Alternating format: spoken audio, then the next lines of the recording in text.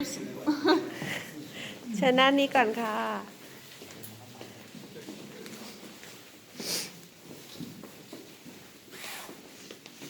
Okay, so now let me tell you more about the historical part of our tour. You can come closer just to hear me better.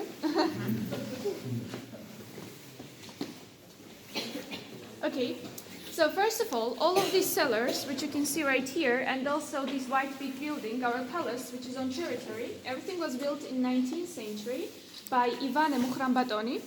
So Ivane, this guy, he was representative of Georgian royal family. He was Bagratiyoni. He was born in 1812. And also, of course, he was not the only general lieutenant of Russian army. He was also the marshal of Georgian aristocracy.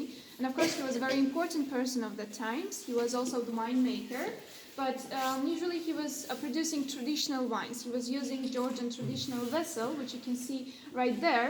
So it's the clay pot, which is called kvevri, and it's always in the ground. So because of the ground, you have natural temperature inside, and the wall fermentation is always with skin of the grape. อันนี้สมัยก่อนเอาฝังไว้ใต้ดิน Because you have no control of temperature on fermentation, and at the end you always have dry wines and very rich wines, very unique ones. But also, if you compare our traditional wines with classical technology, what you have in the barrels and the tanks and press machines, you will feel a very big difference in the heaviness of the wine and the richness. So in 19th century, of course, in Europe, people were drinking classical wines, which are produced by classical way, and of course, for their taste, our Georgian wines were too heavy for drinking. And that was the main reason why Ivane, he decided to visit the regions of Bordeaux and Champagne in France. He learned everything about classical production. He brought this production in Georgia, and he started production of classical wines, but with using Georgian grapes. And from 1878, he was the first one who officially exported our wines in different countries. And first of all, of course, it was Russia. After that, in Europe. At the end, in America also. And from France, he decided to invite French architects to build the palace, which is outside. He was living in it. But also, of course, after he passed away, this whole territory was completely destroyed.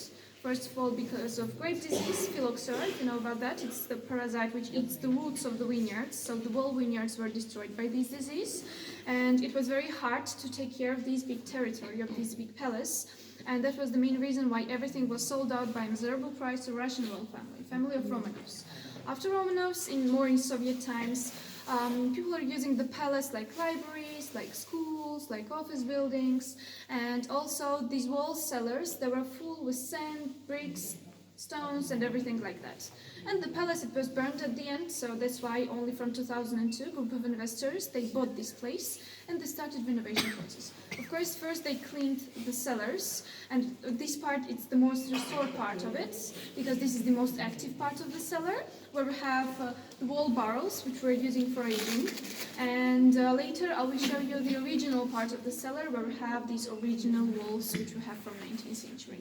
And in case of the barrels, which we have here, all of them, they're imported from France. We are using 3 types of oaks. It's French, Caucasian, and American. We're using them 3 or maximum 4 years. After that, for wines, we're bringing new barrels. But we can reuse these barrels after using them for wine for heavier drinks. Like we have Muscat, which is sweet fortified wine, or maybe for experimental Jaja. Do you know anything about Jaja? Jaja? No? Do you know grappa? Like vodka? It's like Georgian grappa. Let's say like that. This is distillation of the grapes. Or wine. Yeah, temperature here is natural because you are under the ground. Usually it changes during the season time. Minimum is 14 and maximum is 18. What? This is the collection of wines. Yeah.